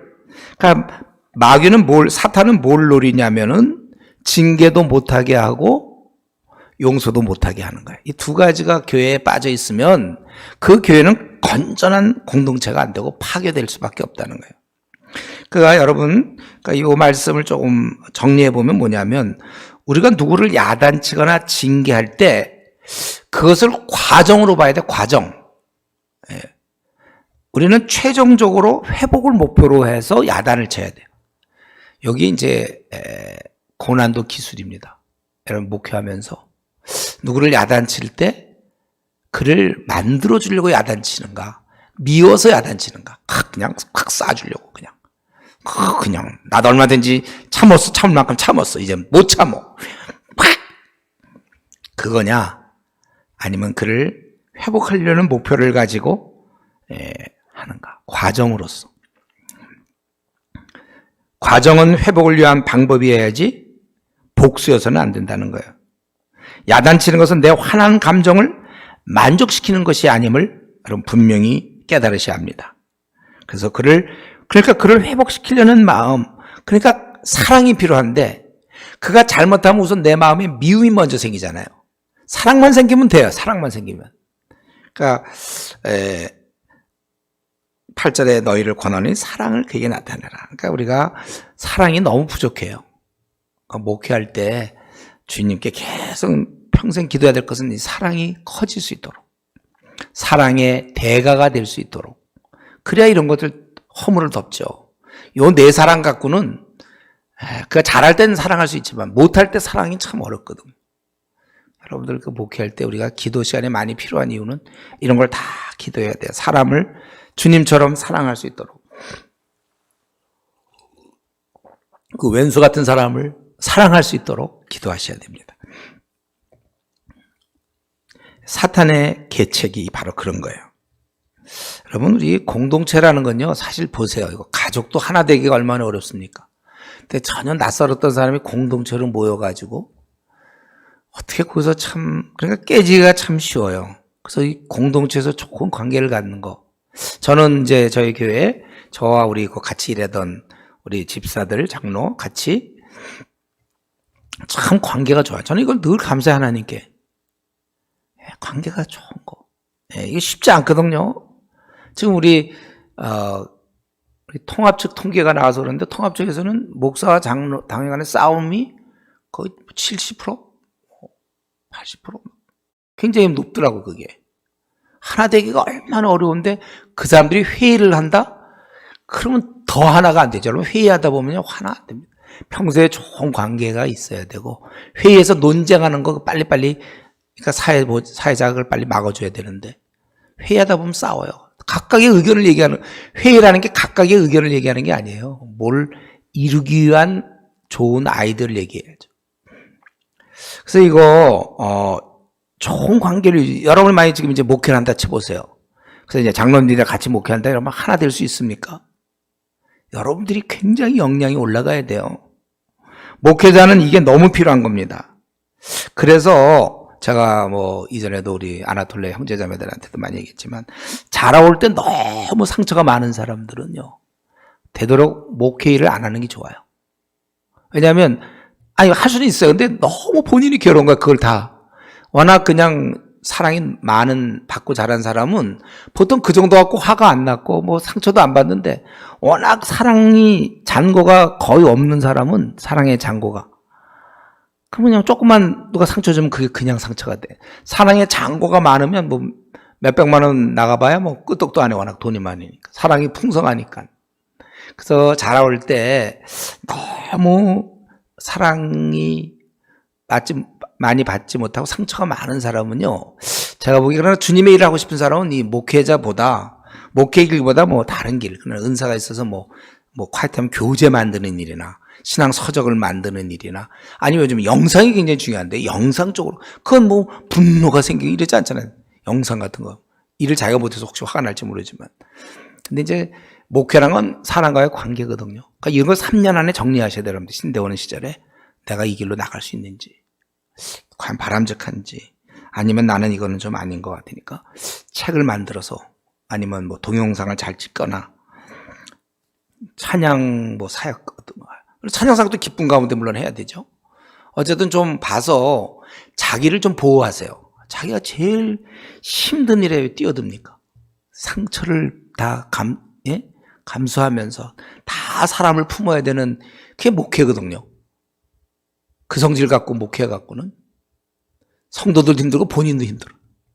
그러니까 잘 그걸 보시고 고칠 수 있으면 뭐 어느 정도 누구나 다 약점이 있는 거니까, 누구나 다 사랑은 부족한 거니까 또 어느 정도 기본은 되겠다 하면 하시고, 난 너무나 원래 잘할 때부터 이게 너무 다른 사람보다 좀 심한 편이다 하면 한번 기도 중에 혹시 다른 길이 있나. 순 대인 관계거든요, 이거 목회자. 결국 교회가 저희 교회 이제 결정하는 같이 의논하는 그 형제들하고 잘 지내니까 모르고 결정할 때 싸울 일도 하나도 없어요. 그냥 금방금방 수월하고 만나면 힘이 생기니까 오히려 보고 싶어요. 근데 이제 과연 우리 보통 당회 장로님들하고 여러분, 우리 담임 목사님 그러시니까 잘 보세요. 오히려 장로님들 보고 싶고 막 그 틈만 나면 만나려고 그러고 식사하려고 그러고 막 그 정도는 돼야지. 그런 사랑 속에서 아래 사람들도 다 사랑 가운데 지내는 거지. 장로랑 사연은 이렇게 놓고서 뭐 사랑을 얘기해 보세요. 그게 먹혀 들어가나. 목사님이랑 사랑하세요. 이렇게. 우리 기독교가 사랑의 종교라는데. 그러니까 마귀에 우리가 사탄에게 내가 속지 않게 하려 함이라. 그러니까 너희들 잘못한 사람일 때 그를 위해서 벌을 주라는 거예요. 벌을. 미움의 그게 아니고. 그리고 그 다음에 벌을 줬으면 그 다음에 조금 지난 다음에 빨리 용서할 생각을 해. 그거 회개했으면 용서해서 같이 가야 된다. 그리고 이제 사실 이런 얘기하는 게 원래 바울은 아까 1장에서도 뭐 예하고 아니라고 나의 진심을 안다. 그날 되면 될 거다. 뭐 또 내가 근심 뭐 이런 얘기가 원래 바울의 전공이 아니에요. 바울은 그게 아니라 막 돌격 앞으로 복음을 위해서 많은 사람을 구원하자 이런 거거든. 이제 바울 사도가 한 요 정도까지 얘기하고 또 중간에 지금 12절부터 17절에 또 자신이 갖고 있던 얘기들을 좀 나누는 거예요. 여기서도 계속 연결되는 건데, 바울 사도는 계속 고린도인과 이 문제만 갖고 얘기하기를 원치 않았고, 이 문제에 벗어나 우리의 그 사명에 대해서 너희들이 어떤 존재인가, 이런 밤낮 잘했냐 잘못했냐 벌 주느냐 용서하냐 그게 아니라 너희는 어떤 존재인가 그거를 이제 얘기하고 싶었어요. 바로 생명의 우리가 이제 그거잖아요. 생명을 전달할 자잖아요. 이제 12절 내가 그리스도의 복음을 위하여 들어야 이름에 주 안에서 문이 내게 열렸을 때 가보니까 들어야 가보니까 이건 복음을 전해야 돼. 지금 너무나 많은 사람들이 마음이 열려 있어. 지금 중국처럼 이거 정말 해야 돼. 막 그걸 봤어요. 그런데 열렸지만 또 일을 안 해. 바울 사도는. 왜? 13절에 내가 내 형제 디도를 만나지 못하고, 디도를 너희한테 보냈는데 아직 안 왔어. 그가 무슨 이유인지 안 왔어요. 그렇게 했는데 이 고린도 교인들이 어떻게 됐을까? 그래서 너무 마음이 편하지 못하여 할 수 없이 여기 지금 막 복음을 전할 수 있는 좋은 기회가 왔음에도 불구하고 자기가 마게도냐로 가는 거예요. 왜냐 가까운 고린도 교회에 좀 가까운 데 가서 이제 그를 만나려고, 디도를 만나려고. 자기가 그 얘기해. 지금 그들을 작별하고 마게도냐로 갔노라. 드로아에서 기다렸지만 오지 않으니까 자기는 견딜 수가 없어요. 그래서 이걸 문이 열렸지만 참고 갔다는 거예요. 여러분, 우리 바울 사도는 복음 전파의 사명이 있었습니다. 그런데 동시에 그 연약한 자, 흔들리는 그 교회에 대한 안타까움이 있었어요. 두 가지가. 그는 뭐 감정이 없는 아주 무슨 로봇 같은 그게 아니에요. 그래서 복음 전파의 중요함을 알고 있어. 이거 복음을 들으면 막 사람이 거듭나고 말이지. 이거 너무나 엄청나요. 그러나 또 어린 신자에 대해서 이 타는 마음이 있어요. 때로 복음 전파가 제일 중요한 거 맞아요. 그러나 어린 자들이 막 흔들리고 있을 때 이 마음이 탈 때는 이 우선순위가 바뀌기도 했습니다. 네. 성경에서 불신자가 중요하냐 어린 신자 어느 쪽이 더 중요한지는 그거는 사실은 성경에서 따지면 사실은 이 불신자겠죠. 영원토록 지옥 가는 사람하고 좀 생활은 좀 못할지라도 그래도 이미 구원받은 사람은 좀 차이는 있을 거예요. 그러나 마음은 나누지 않아요. 마음은 그 어린 자에 대한 이 타는 마음, 이 불타는 마음이 있는 거예요. 그래서 자기는 여기서 원래는 문이 열렸으니 그 자기 복음 전하는 사도잖아요. 마음껏 해야 돼. 지금 막 열려 있어요. 그러나 견딜 수 없어요. 고린도 교인들이 저러고 있는 모습을. 그래서 자기가 갔다는 거예요. 자기는 그 심령이 편하지 못해요. 불편했다는 거예요. 우리는 이런 바울 사도에게 지금 자기 얘기를 하는데 우리가 깨달아야 될 것은 뭡니까? 이러한 성도들에 대한 마음가짐. 여러분 솔직히 여러분들이 이제 주일날 교회 가는데 성도를 볼 때 그중에 이제 신앙생활 잘 못하는 사람을 볼 때 막 고통스럽습니까 여러분들? 제가 왜 저러고 있을까? 신앙생활 잘 못하는 사람에 대한 안타까움이 있어요. 그래서 그를 상담하게 되는 거고 그래서 그가 교회 안 온다든가 하면 전화하게 되는 것이지 교구로 나눠져 갖고 뭐 담임 목사가 이번 주 안 온 사람은 무조건 신방 전화를 해라. 뭐 어떻게 해라. 일주일에 한 번 만나라. 그게 아니고 우리 마음에 그런 얘기 하지 않더라도 내 마음에 견딜 수 없어서. 저는 이 목회라는 건 바로 견딜 수 없어서 목회를 해야 돼요. 어린 자들에 대해서. 여러분 솔직하게 여러분 교회에서 신앙생활 잘 못하는 자를 봤을 때 고통스럽습니까? 그래서 그랑 좀 만나자고 약속하고 아니면 문자 날리고 카톡하고 그렇습니까? 여러분 우리 목회라는 것은 교회를 유지하는 게 아니에요. 운영하는 게 아니에요. 형태는 그렇게 떼어도. 우리는 뭘 하는 거냐면 조련. 그 사람을 온전한 자로 세우는데 내 자신을 허비하는 거예요. 한 사람 한 사람이 됐다 우리가 볼 때 저 사람이 이제 주님 오늘 오셔도 되겠다. 그렇게 될 때까지 우리는 수고하는 거예요. 성도들과 한 번이라도 더 만나려고 그러지. 요즘 보면 너무 자기 생활을 얘기하는 사람들. 저는 그래서 우리 이전에 뭐 좀 시간이 됐지만은 우리 교육자들한테 그런 얘기를 했어. 우리 뭐 퇴근 시간이 꼭 정해져 있어야 되냐? 그냥 만나다 보면 물론 이제 피곤하면 가서 쉬어야 되지만 그냥 뭐 언제든지 건강 허락하는 한 너무 내 생활, 자기 생활. 여러분 엄마가 애 키울 때 보면 자기 생활이 있나요? 엄마들이 애가 울면 그냥 수시로 그냥 하는 거예요. 그래서 스승은 많지만 아비는 참 없잖아요. 우리는 아비가 돼야 돼. 그 사람들이라면 내 생활이 어디 있어요? 우리 한국교회가 그래야 되고 자기는 그래서 마게도냐로 갔다. 이러는 중에도 14절에 그는 하나님께 감사해요. 자기가 이런 상황을 하면서도 자기가 이런 일을 하고 있다는 사실을 하나님께 감사하고 있죠. 그래서 항상 우리를 그리스도 안에서 이기게 하시고, 제가 생각할 때 바울 사도가 이기게 하시고 이 표현을 쓸 때는 아주 어떤 힘이 있는 거야. 자기가 지금 상황이 얼마나 답답합니까? 복음을 전하고 사람들이 기다리는데도 불구하고 가야 되는지만 그러나 그걸로 인해서 실패라든가 비참하다고 생각하진 않아요. 그러나 이기게 하시고 언젠가 고린도 교인들이 온전히 설 것이고 제대로 될 것이고 이걸 이기게 하시고 우리로 말미암아 각처에서 그리스도를 아는 냄새를 나타내시는 하나님께 감사하다. 우리는 뭐예요? 15절에 구원을 받는 자들에게나 망하는 자들에게나 하나님 앞에서의 그리스도의 향기니 이 사람에게는 사망으로부터 사망이 이르는 냄새, 또 어떤 사람에게는 생명으로부터 생명이 이르는 냄새라.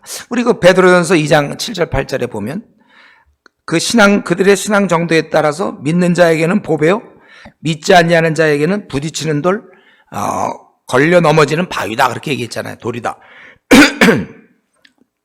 우리가 사망을 풍기고 있지만 오히려 이 죽어가는 자들, 사망 가운데 있는 자에게는 오히려 그 복음이야말로 더 하나님을 멀리하게 하는 것이죠. 예.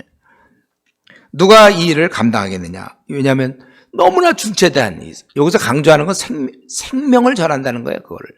이건 누가 감당하겠느냐? 아무도 이럴 자격이 없어요. 생명을 전할 자격이. 예.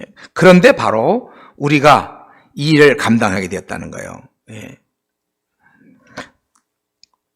정말 너무나 고마운 것이죠. 우리가 하나님 앞에 15절에 그리스도의 향기고 누가 이 일을 감당하겠냐 했는데 바로 우리가 향기로 우리가 감당한다는 것이죠. 그렇기 때문에 17절 이 일은 어떤 식으로 하는 겁니까? 결국 하나님 말씀을 잘 전하는 거예요. 생명을 전한다는 것은 우리는 수많은 사람들처럼 하나님 말씀을 혼잡하지 아니하고 지금 그 거짓 교사들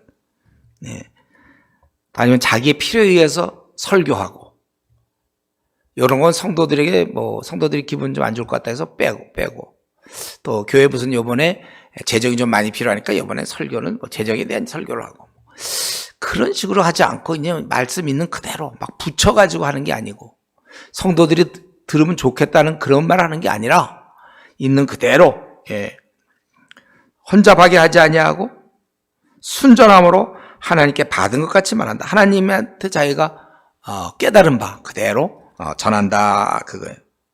그래서 여기 보면 바울은 이렇게 막 힘든 얘기 중에 왜 우리가 이렇게 해야 되는가? 우리는 생명에 이르는 생명을 전하는 자들이기 때문에 이렇다. 그 얘기를 지금 하는 거예요. 이것은 고린도 교인들이 지금 막 이렇게 여러 징계하냐, 용서하냐 막 이러는 중에도 근심케 하고 바울 사도를 막 그러는 중에도 너희들의 그런 임무, 너희들 이걸 깨달아라 그 임무를 상기시키고 있는 거예요. 여기 14절에 보니까 하나님께 감사하노라 그랬잖아요. 고린도 교회 문제는 많지만 우리에게 이러한 사명을 허락하신 그분께 감사한다는 거예요. 여러분 이제 지금 우리 요 1장 2장을 보니 지금 바울 사도가 해야 될 일은 생명을 전하는 일이고 고린도 교회도 그런 일인 거예요. 그러나 중간에 이런 여러 가지 오해와 이런 갈등, 범죄함, 근심케함, 용서해줌, 막 이런 게 섞여 있단 말이죠. 우리는 이런 문제에 항상 우리는 포위되어 있어요. 우리 항상 복음을 위해서 생명을 전하지만 실제 삶 속에는 이런 게 늘 있는 거예요. 그럴 때 이런 문제에 빠져서 축 처져 있는 것이 아니라 이기게 하시는 하나님을 바라봐야 되는 거예요. 이기게 하시는 바울 사도가 14절에 막 얘기를 하고 편하지 못하다 하지만 그리스도 안에서 이기게 하시는 분, 낙심하거나 좌절하지 않고 그리고 그 문제에 빠지는 것이 아니라 하나님을 바라보면서 우리가 원래 저와 여러분 지금 이번에 등록금 냈나요? 등록금 다음번에 내야 될 걱정도 해야 되고 또 여러 가지 문제가 있을 거예요. 그거 그냥 가는 거예요. 우리의 본래의 사명, 생명을 전하는 이 일을 함에 있어서 어차피 이기게 하실 거니까 우리가 믿고 나가는 것입니다. 여러분 그래서 상황은 비관적이라 할지라도 우리가 해야 될 일은 계속해서 하는 것이에요. 중간에 포기하는 거 없어요. 내가 하나님 앞에 기도하고 뜻을 정했다면 상황은 영 아니더라도 우리는 밀고 나가는 거예요. 더디더라도 밀고 나가. 이기게 하시는 하나님을 생각하면서. 원래 우리의 본분이 뭐예요? 생명을 전하는 거고 생명을.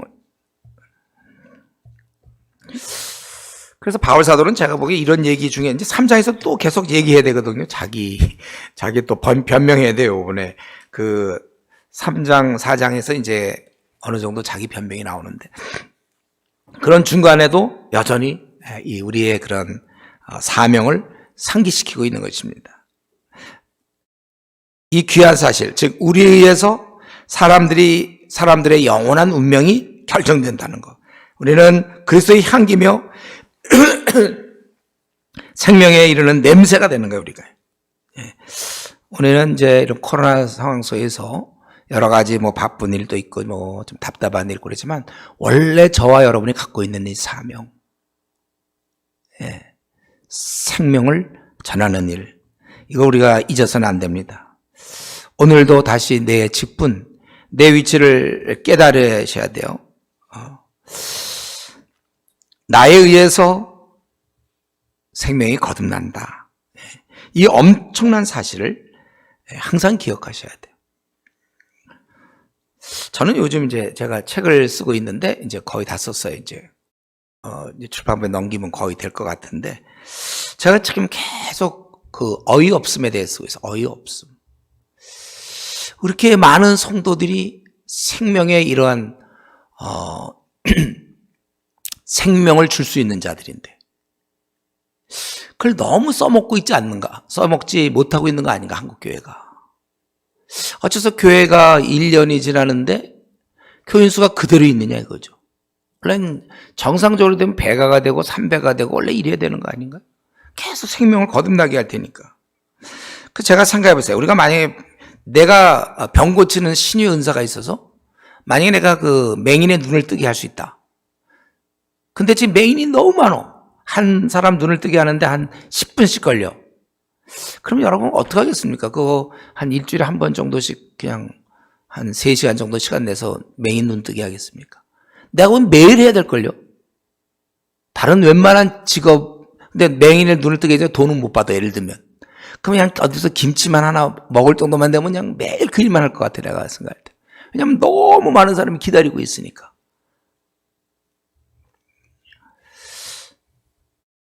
난 어떤 경우 자기 일에 너무 고민하는 사람들 보면 한가하구나.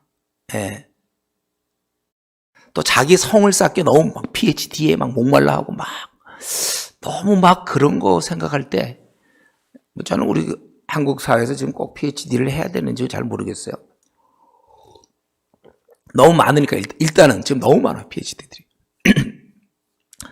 근데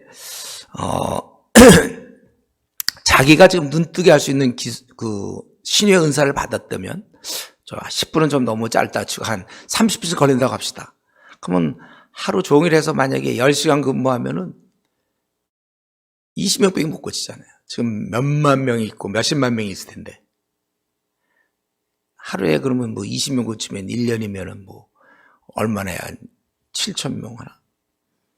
10년 걸리면 7만 명. 그러면 그 사이에 고통 많이 받을 거 아니에요. 아니 또 이 눈만 뜨게 하는 게 아니라 또 예를 들면 못 걷는 사람 걷게 하고, 뭐 우리나라에 지금 장애인이 한 200만 명이, 장애우들이 200만 명 있다면 그거 해야 된단 말이죠. 근데 자기 문제로. 예.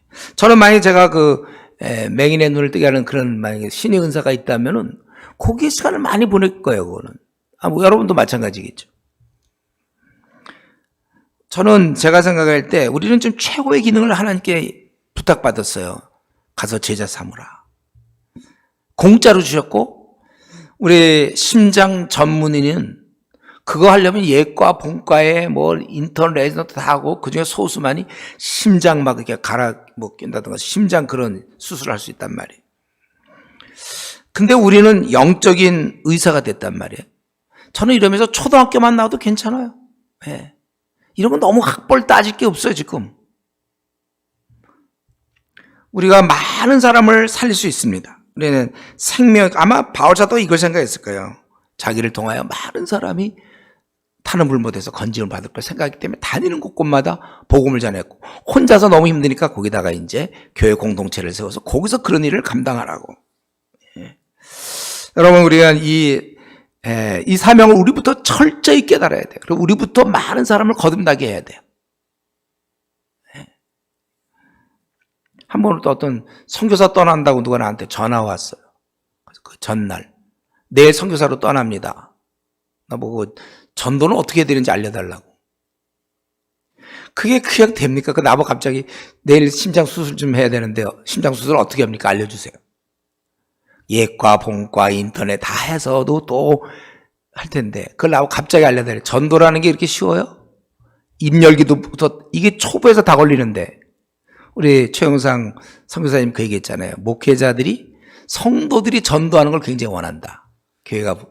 다만 본인이 안 해요. 아니 못해 내가 보니까. 불신자한테 입을 못 열어요. 두려워서. 사실은 이런 면에 있어서 우리가 우리부터 먼저 영혼을 많이 제자 삼는 그런 기술을 갖고 있어야 돼요.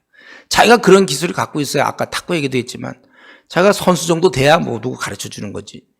겨우 넘기면서 뭘 가르치겠습니까? 한 영혼을 제자 삼아보지도 못했는데 무슨 뭘 제자 삼아요. 이걸 제가 보기에 신대원 시절에 연습해야 된다니까요. 우리 뭐 시간만 나면 뭐 토요일마다 나가서 전도를 한다든가 해서 사람을 어떻게 낚는지 이걸 한 3년 연습하면 보통 6개월 이상은 연습해야 되거든요. 이걸 안 하는 채 아까 얘기했지만 학점 A, B 뭐 레포트 잘 쓰고서 졸업하면 그러니까 저는 참 우리 그러면 우리도 의대처럼 예과 본과를 그냥 신대원으로 보고 되면 인턴 레지던트를 진짜 따로 만들어서 전도 실습시키고 설교 연습시키고 성경 66권 연구시키고 따로 만들어야 되나 할 정도예요. 현실적으로 근데 보통 졸업하면 또 전임 사역하니까 이미 시작됐으니 인턴 레지던트 과정이 없으니 어떡하나. 여러분 저는 제가 얘기하는 건 지금 오늘 얘기하고 싶었던 거는요. 우리가 이런 일만 하면 안 돼요. 우선 우리도 지금 잘 부족하지만 그리스도의 향기로 생명을 전하는 일을 우리만 할 뿐만 아니라 이 많은 그 성도들을 이거 시켜야죠. 성도들도. 왜냐하면 분명히 주님이 제자 삼으라고 그랬거든. 떠나시기 전에 성도들에게도. 우리만 해도 안 되고 그래서 저는 여러분들이 성도들을 대할 때 기준이 이 사람이 제자를 삼고 있는가 없는가 그걸 확인해야 돼요. 그 사람이 하고 있는가. 그냥 사람들 뭐 제가 개척교회 하게 된 이유가 그거잖아요. 제가 큰 교회에 있었다 그랬죠. 그러나 제가 어제 청빙이 들어왔는데 가면 거기 성도들이 많어 너무. 그 사람들을 내가 다 이걸 안 하던 성도들을 제자 삼도록 시킬 자신이 없어요. 처음서부터 해야 되겠다. 한 명 한 명. 훈련을 시켜서 제자 삼는 법을 배워줘서 그래야 그게 쌓인다. 이미 된 사람들 제가 막 가가지고 그 장로님부터 잘 안 바뀌는데. 여러분 우리 중요한 건 여러분들이 이제 목회를 한다 할 때 그냥 뭐 교회 유지하는 겁니까? 그거 하려고 여러분 생을 들였어요? 사람 정도. 우리는 사람 돕는 어부가 아니에요. 사람 낚는 어부 정도는 됐고 제자 삼만 하고 나 혼자 제자 삼으면 안 되는데 너무나 많으니까 나와 같이 제자 삼을 사람을 키우려고 목회를 하는 거예요. 그 부서가 뭐 어떤 부서라도 거기서 그 뭐 유년부면 유년부에서라도 얘들이 그런 일을 하도록 하고 그냥 와갖고 교회 재밌다 뭐 주일학교 유년부 뭐 초등부 재밌다 그거 중요한 게 아니에요. 교회 가기가 기다려진다. 물론 그렇게 하지만 중요한 거는 그 어린 심령에도 제자 삼을 수 있는 그 뼈를 아예 그냥 그 기초를 닦아줘야죠. 저는 요즘 관심이 그거예요. 이번에 쓴 책도 이제 앞으로 나올 거지만 왜 풀타임으로 뛰어들지 않는가? 성도들에게. 왜 뛰어들지 않는가? 그거예요. 이 말은 우리 모든 사람이 다 풀타임이 돼야 된다 그 말은 아닌데 왜 제자 삼지 않느냐 이거죠. 왜? 우린 제자 삼아야 돼요. 우리 부지런히 이 냄새를 피우며 이 생명의 냄새 그리스도의 향기 그거를 그들이 피울 수 있도록 돕는 거예요. 우리가 하는 건 당연하고 영생을 퍼뜨려야 됩니다. 우리나라에 지금 불교 신자만 1000만 명이 넘는데 벌써 이렇게 된 지가 20년도 더 됐어요. 우리가 있는데 우리가 어떻게든지 교회의 성도들을 구비시켜서 주님이 하신 명령에 그들이 순종하도록 도와야지 그냥 예배만 드리고 뭐 직장생활하고 예배 그렇게 되는 걸 우리가 그냥 아무 말 없이 지켜보고 있어서는 안 돼요. 착실한 사람 만드는 게 우리의 목표가 아니고 사람 낚는 업으로 만드는 일에 저와 여러분이 더욱 힘쓰기를 바랍니다. 기도하겠습니다. 우리 아까 1장 내용과 2장 오늘 본문 중에 여러분 어느 거든지 하나 가지고 같이 통성으로 우리 한번 기도하고 제가 기도가 마치겠습니다. 하나님, 오늘 우리 바울 사도가 이 오해받는 그러한 모습을 우리가 보았습니다. 그러나 그는 자신이 어떻게 되든 간에 그들의 유익을 위해서 그곳에 가지 않았고 이렇게 편지를 쓰며 그들을 권면하고 있습니다. 바울이 믿는 것은 지금은 그들이 몰라서 그렇지만 어느 날 주님 마당에 섰을 때는 분명히 자기가 자랑이 될 거라고 믿을 정도로 정말 정직하고 진실하게 성도들을 대했습니다. 아버지시여, 우리도 그렇게 하게 해 주시옵소서. 우리도 항상 진실하게 하시고 다른 생각이 없게 하여 주시옵소서. 아버지 하나님, 바울사도는 정말 복음을 열심히 증거했지만 또 이런 오해를 받고 어려울 때, 어린 자들이 흔들릴 때 견딜 수 없어서 그걸 두고 그 당시에 마게도냐로 간 것을 오늘 살펴보았는데, 아버지 하나님, 우리 안에도 이 어린 자들에 대한 열정을 허락하여 주시옵소서. 그들이 흔들리고 있을 때 견딜 수 없는 마음을 주시옵소서. 우리가 평생에 정말 이러한 사랑하는 마음을 가지고 목회를 하게 하여 주시고, 또 잘못한 자에 대해서 벌을 주게 하여 주시고, 또 그가 회개했을 때 용서할 수 있는 이 징계와 용서, 이 둘 사이를 잘 할 수 있는 저희들 되게 하여 주시옵소서. 아버지, 우리가 또한 이런 과정들, 우리에게는 늘 언제나 어려움이 우리 주위에 항상 있지만은 이기게 하시는 하나님을 바라보며 날마다 위로부터 오는 용기를 가지고 힘을 가지고 매일매일의 삶을 살게 하여 주시옵소서. 아버지, 축 처져 있지 않게 하여 주시고, 아버지, 힘있게 매일매일 살 수 있는 저희들 되게 하여 주시고, 또 무엇보다 우리가 그리스도의 향기로서 사망의 그러한 권세에 있는 자들을 아버지 하나님, 주님께 인도할 수 있고 생명을 줄 수 있는 자애오니 우리의 사명을 잊지 말게 하시고, 우리가 부지런히 제자 삼게 하여 주시고, 우리만 말고 우리 교회 성도들도 다 제자 삼는 일에 뛰어들 수 있도록 우리가 계속 자극하고 도전하는 그런 역할을 잘 감당할 수 있게 해 주시옵소서. 한국교회가 많이 약해졌사오니 주님, 또 코로나 때문에 더 약해졌사오니 주여, 우리가 이럴 때 낙심하지 아니하고 이기게 하시는 주님을 바라보며 우리가 해야 될 일을 계속해 나가고 준비하며 전투하는 저희들 되게 해 주시옵소서. 아나톨레 모임 아버지, 이렇게 허락하셔서 비록 코로나로 어려운 가운데 있지만 이렇게라도 모이고자 하오니 축복하여 주시고, 속히 이 코로나가 종식되어서 우리가 마음껏 예배드리고 실컷 성역 공부하고 전도하고 선교할 수 있는 날을 허락하여 주시옵소서. 감사하며 예수님 이름으로 기도드리옵나이다. 아멘. 여러분, 우리가 오늘 이제 개강 예배 비슷하게 이렇게 했고요. 앞으로 이제 매주 월요일마다, 그래봐야 이제 3월, 4월, 5월 해서 아까 말씀드린 것처럼 고린도 후서를 끝내고 말라기서 거기 11조가 좀 있는데, 하여튼 그거 좀 정확히 좀 알아야 될 것 같아요. 그거 끝내고 여러분들은 집에서 한 장씩 성경 공부를 해오셔서 그걸 나눔의 시간을 갖도록 하는데, 우리가 방역 지침에 따라 4명씩 그렇게 해서 우리가 같은 해 정부에서 하는 거 우리가 협조를 하되, 또 우리가 또 할 수 있는 범위 내에서는 좀 해야 될 것 같아서 이렇게 하고, 그래서 보통 순서는 오전에 제가 2장씩 강의하고 식사한 다음에, 식사는 이제 우리 대표가 좀 얘기하겠죠. 하고 그 다음에 이제 PBS 나눔하고, 그렇게 억지로 여러분 그렇게 시간을 보내세요. 그리고 PBS는 아마 6번 하고 나서 4월 중순부터는 멈출 거예요. 그거는 이제 레포트가 너무 많아서 그때는 만나서 그냥 짧게 기도 좀 하고 헤어지는 걸로, 그런 식으로 좀 할 거니까 그렇게 하시면 좋겠습니다. 뭐 식사 문제나 관계해서 얘기 좀 하죠.